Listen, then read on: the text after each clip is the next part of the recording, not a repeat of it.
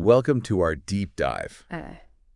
Today we're going to be exploring self-control. Yeah. And for this one, we're going to be looking at the Marshmallow Test by Walter Mischel. Right. I think a lot of people have probably heard of the Marshmallow Test. Definitely. You know, the one where they give the kids a marshmallow? Yeah. And they say, if you wait, you can have 2 later. It's such a classic study. Yeah. And the book actually goes into a lot of detail about, like, kind of what they found. Yeah.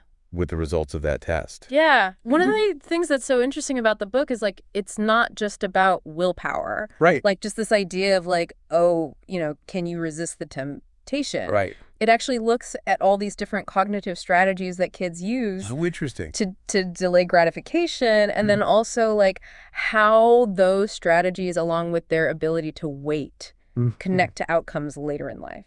Yeah, I read somewhere that the kids who were able to wait longer, like, they ended up doing better. Like across the board. Like in school and stuff. Yeah, it's crazy. There's, like, correlations with higher SAT scores. Oh, wow. Better social skills. They even found brain differences in adulthood. Really? So it's like, it's kind of wild. It's fascinating. But one of the things that Mischel emphasizes, too, is it's not like destiny.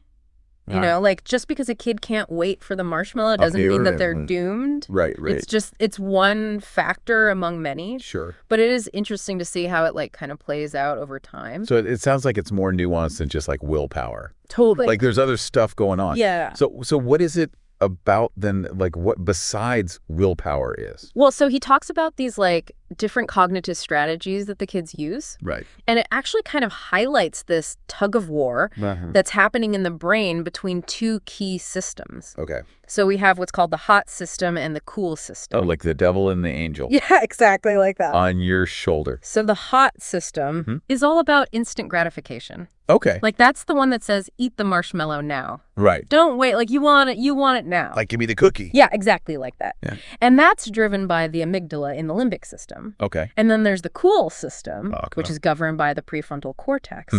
And that's the more rational part of your brain. Right. That helps with planning and decision-making and, you know, delaying gratification. Right. For those bigger rewards later on. For the bigger, better. Exactly. Yeah. Okay. So you've got these 2 systems. So is it like one or the other? Like, are you a hot system person or a cool system person or? Well, I think we all have both. Yeah. Right? Like, we all have those impulses. Right. But some people are maybe better at regulating it? Yeah, at managing that interplay. Oh, yeah. And one of the things that Mischel talks about is how stress can really, like, tip the scales. Oh, interesting. In favor of the hot system. Yeah, that makes sense. He tells the story about a little boy who was asked what the intelligent choice would be in the Marshmallow Test. And the boy, like, knew that waiting for more chocolate was the smarter move. Yeah.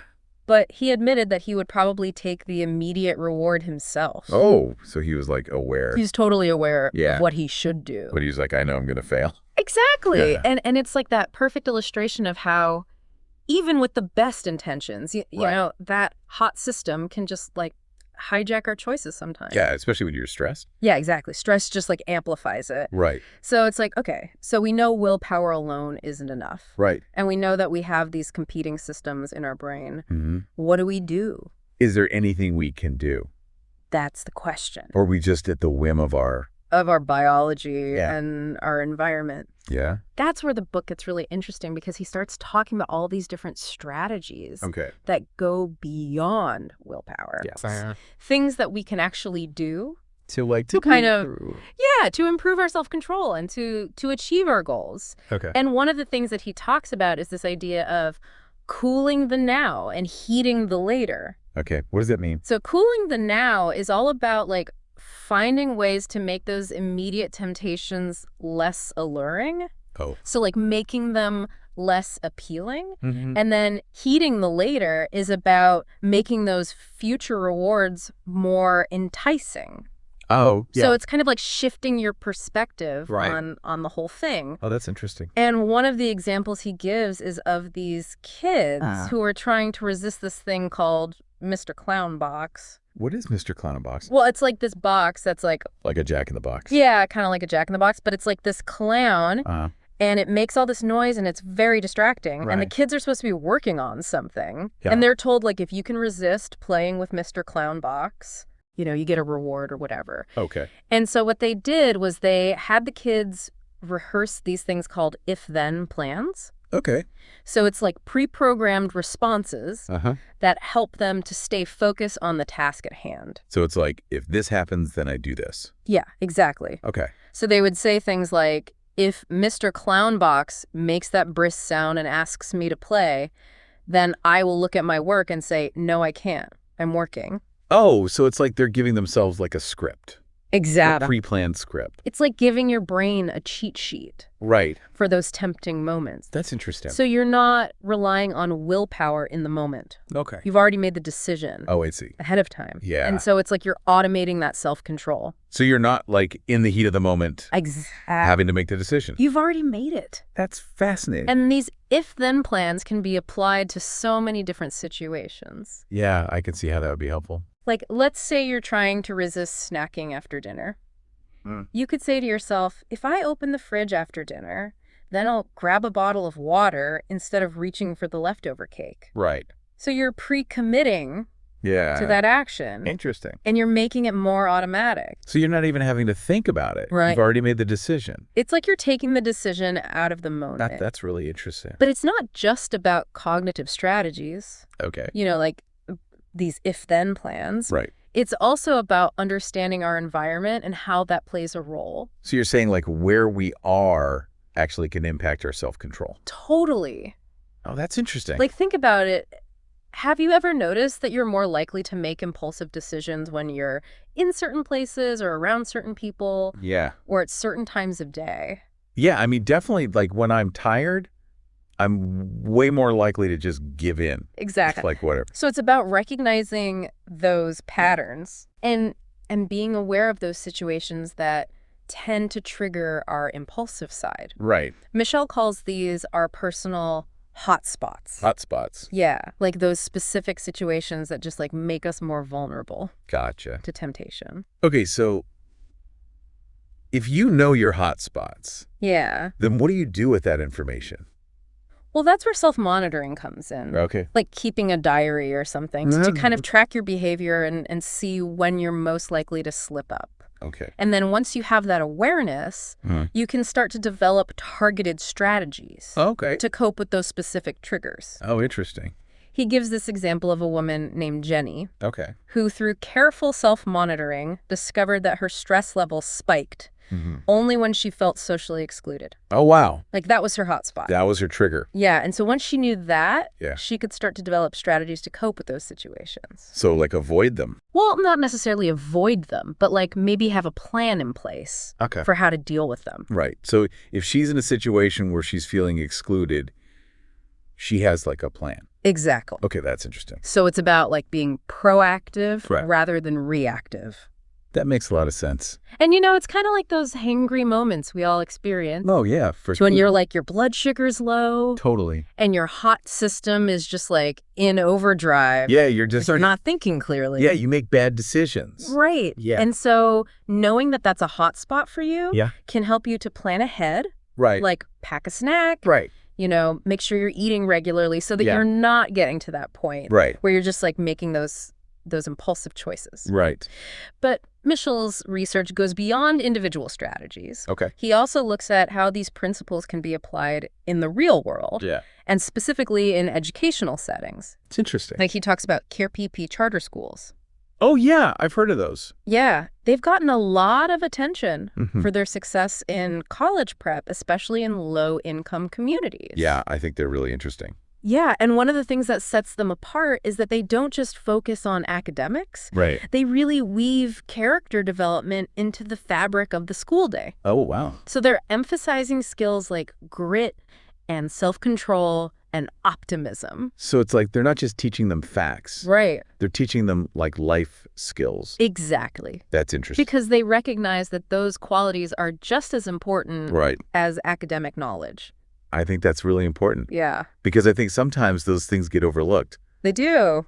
In a traditional school setting. Yeah, it's all about like test scores and grades. Right, exactly. And they're like, well, what about like how to be a good person? Right, exactly. You know, how to navigate the world. How to be a functioning human in the world. Yeah. Yeah, I like that. So they're really trying to create these well-rounded individuals. What are some of the things they do? Like, how do they actually teach these things? Well, one of the things they do is they make the connection between choice and consequence very explicit. Oh, interesting. So, like, they don't just imply it. Right. They, like, really make it a central part of their teaching philosophy. Okay. And they have this thing called recovery chairs.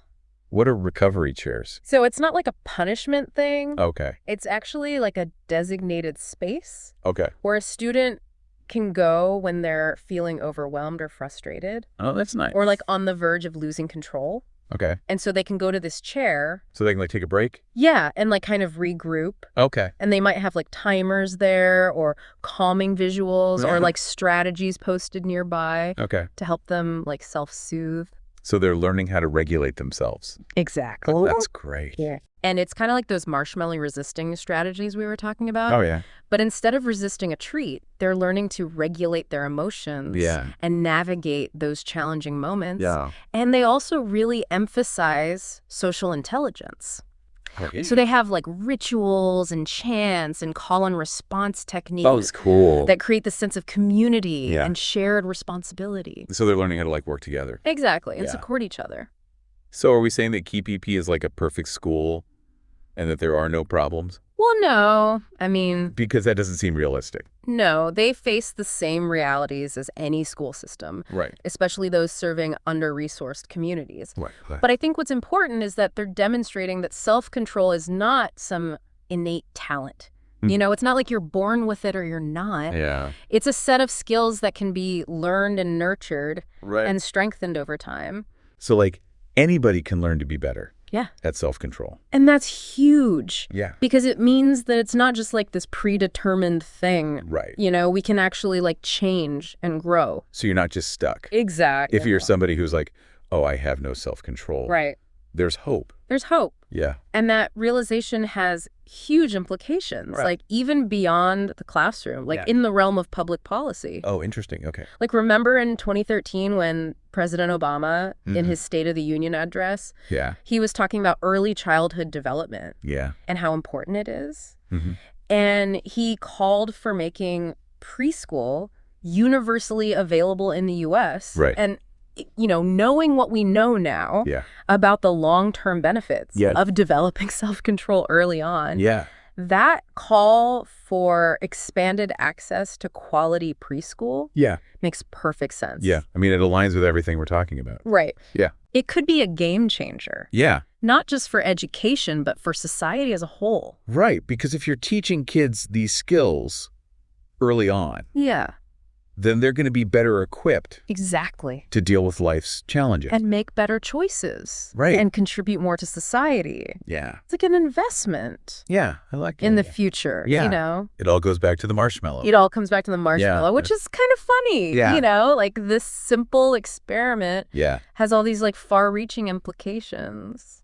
Yeah. You know? That's fascinating. I think it's really cool. Yeah. But it makes you think. It does. Like about our own lives. Yeah. You know, and the choices we make and how we can learn to be better. I think it's making me think about like Aesop's fables. Oh, yeah. The ant and the grasshopper. The ant is all about planning and self-control. Right. And the grasshopper is just like living for the moment.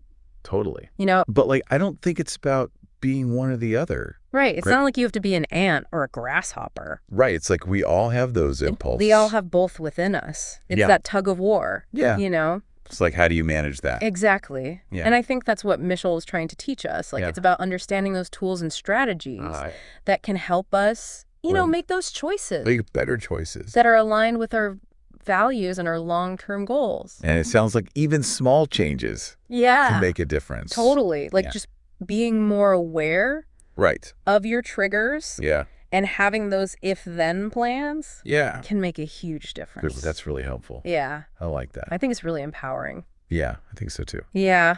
And it's nice to know there's things that you can do. Yeah. It's not just like... You're not just stuck. Yeah, you're not just helpless. Yeah. This has been a really interesting conversation so far. Yeah, I've enjoyed it. But our deep dive isn't over yet. That's right. there's still more to uncover, including a really surprising personal revelation from Walter Mischel himself. Oh, yeah. So stay tuned. We'll be right back for the final part of our exploration into the Marshmallow Test. I can't wait. All right, we'll be back. See you soon. So you're saying like where we are actually can impact our self-control? Totally. Think about it. Okay. Have you ever noticed that you're more likely to make impulsive decisions when you're in certain places or around certain people or at certain times of day? Yeah, I mean, definitely like when I'm tired. Exactly. I'm way more likely to just give in to like whatever. So it's about recognizing those patterns and being aware of those situations that tend to trigger our impulsive side. Okay. Mischel calls these our personal hotspots. Hotspots, so like... Yeah, like those specific situations that just make us more vulnerable to temptation. Okay, so if you know your hotspots, then what? Well, that's where self-monitoring comes in. Okay. Like keeping a diary or something. Right. To kind of track your behavior and see when you're most likely to slip up. So you can like identify those? Exactly. And then once you have that awareness, right, you can start to develop targeted strategies. Oh, so it's not just about avoiding them. Well, it could be about avoiding them. Okay. But it could also be about like having a plan in place for how to deal with them. So like if you know you're going to be in a situation, that's going to trigger you. Exactly. You have a plan for how to... You're like, okay, I know this is going to be tough. Yeah. But here's what I'm going to do. Okay. I like that. So it's about being proactive rather than reactive. Instead of just like, oh, well, I messed up again. Right, exactly. Okay, cool. And you know, it's kind of like those hangry moments we all experience when your blood sugar's low and your hot system is just like in overdrive. Yeah, you're just like, give me all the sugar. You're not thinking clearly. You're just like, I need to eat everything in sight. Yeah, you make bad decisions. Right. And so knowing that that's a hot spot for you can help you to plan ahead. Right. Like pack a snack. Right, so you don't even get to that place. Exactly. So that you're not getting to that point where you're just like making those impulsive choices. Right. But, you know, it's not just about these, like, individual strategies. Right. Like, Mischel also looks at how these principles can be applied, like, in the real world. Oh, interesting. Yeah, like he talks about KPP charter schools. Oh, yeah, I've heard of those. Yeah, they've gotten a lot of attention. Yeah, for being really good. Yeah, for their success in college prep. Right, especially in low-income communities. Exactly. Yeah, they're fascinating. Yeah, and one of the things that sets them apart is that they don't just focus on academics. Okay. They really weave character development into the fabric of the school day.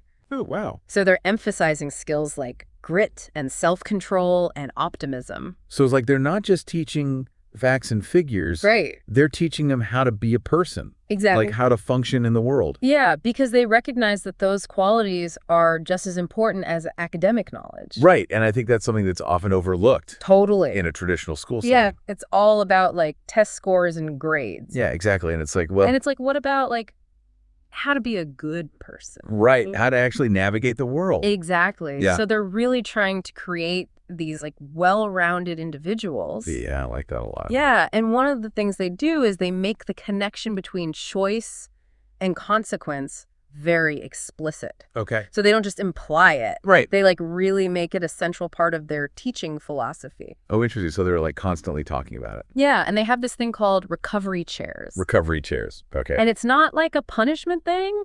Okay. It's actually like a designated space where a student can go when they're feeling overwhelmed or frustrated. Oh, that's nice. Or like on the verge of losing control. Okay. And so they can go to this chair. So they can like take a break. Yeah, and like kind of regroup. Okay. And they might have like timers there or calming visuals. Okay, that makes sense. Or like strategies posted nearby. Okay. To help them like self-soothe. So they're learning how to like regulate their emotions. Exactly. Oh, that's great. And it's kind of like those marshmallow resisting strategies we were talking about earlier. Right, but instead of resisting a marshmallow, they're resisting the urge to like lash out or whatever. Yeah. Okay. And they also really emphasize social intelligence. Oh, interesting. So they have like rituals and chants and call and response techniques. Oh, that's fun. That create this sense of community and shared responsibility. So they're learning how to like work together and be part of a group.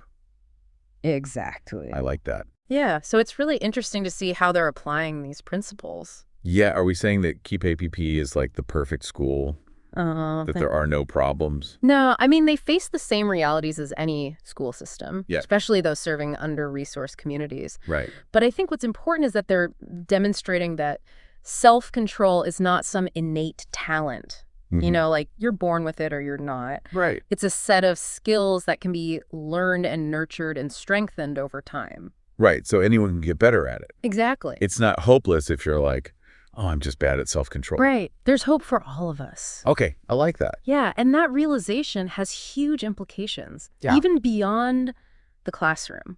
Okay. Like in the realm of public policy. Oh, interesting. Like, you know, in 2013, when President Obama, in his State of the Union address, was talking about early childhood development and how important it is. And he called for making preschool universally available in the U.S. Right.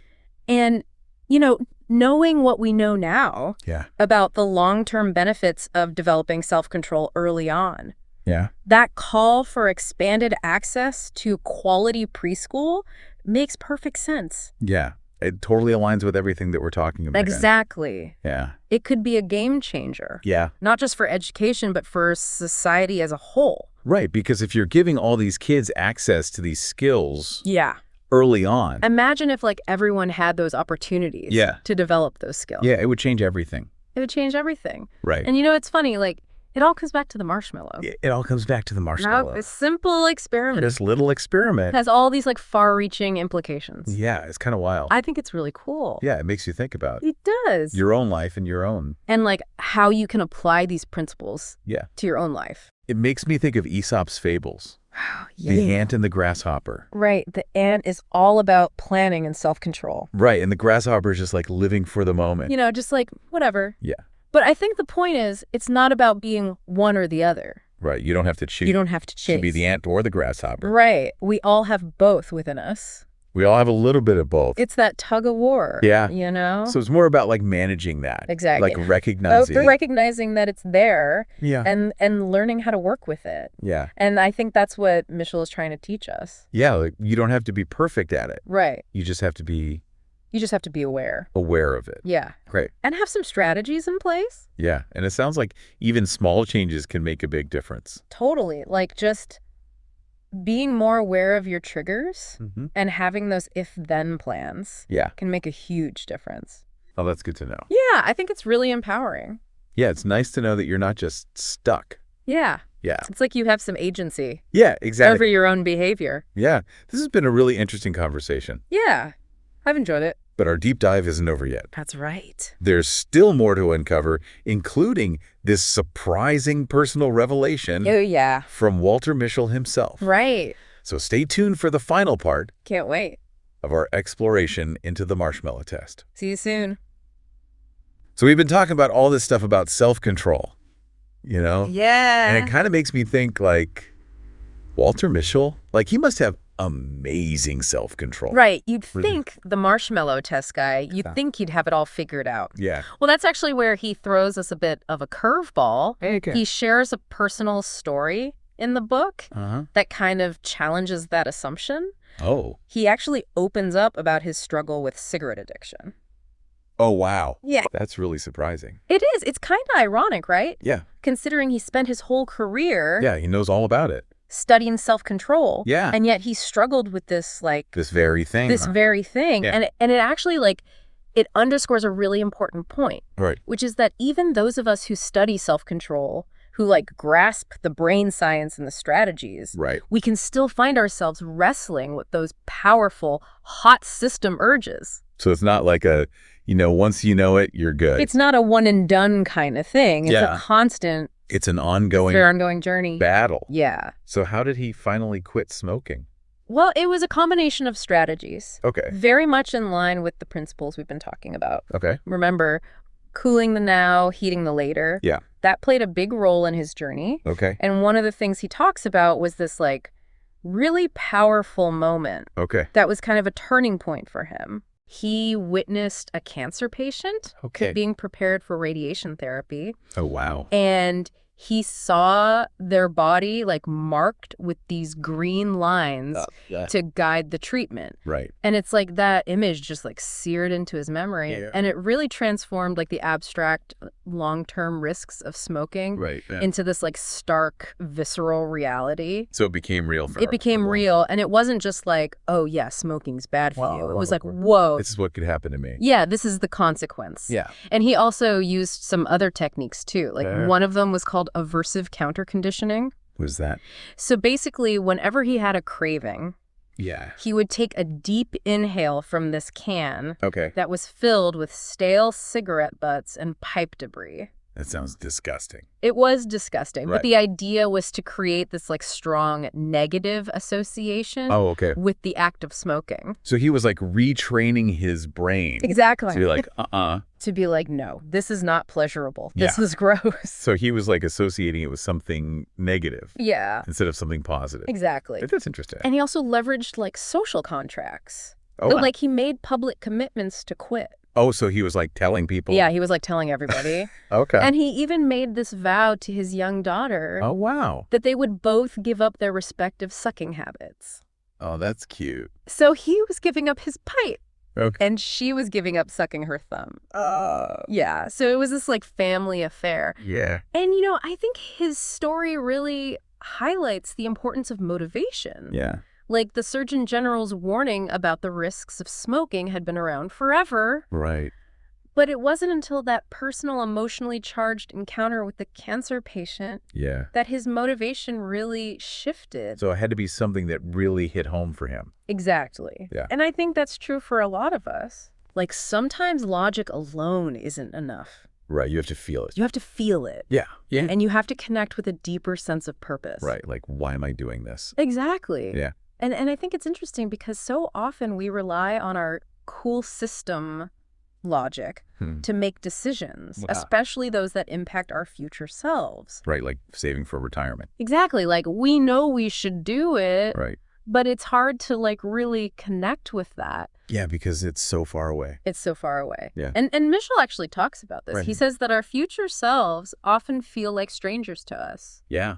That's a good point. Like, it's hard to really prioritize the well-being of that person we'll become, you know, 20, 30, 40 years from now. Yeah, that's so true. And so he's really interested in, like, how can we bridge that gap? Oh, interesting. You know, how can we make those future rewards feel more real and more immediate? Right. And one of the things he talks about is technology. Like, he imagines these apps that could, like, trigger a calming visualization or a supportive message whenever you're approaching one of your personal hotspots. Oh, that's a good idea. So it's like using technology to help you. Yeah, to help you stay on track. Yeah, that's interesting. And I think it's really exciting to think about the possibilities. Yeah. Like how technology and behavioral science can work together to help us be better. To be better people. Yeah. Yeah, but I think like amidst all this like technology and strategies, it's important to remember that self-control isn't about being perfect. Right. Like, it's okay to mess up. It's about progress, not perfection. Yeah, exactly. It's about, like, recognizing that setbacks are inevitable. Right. And learning from them.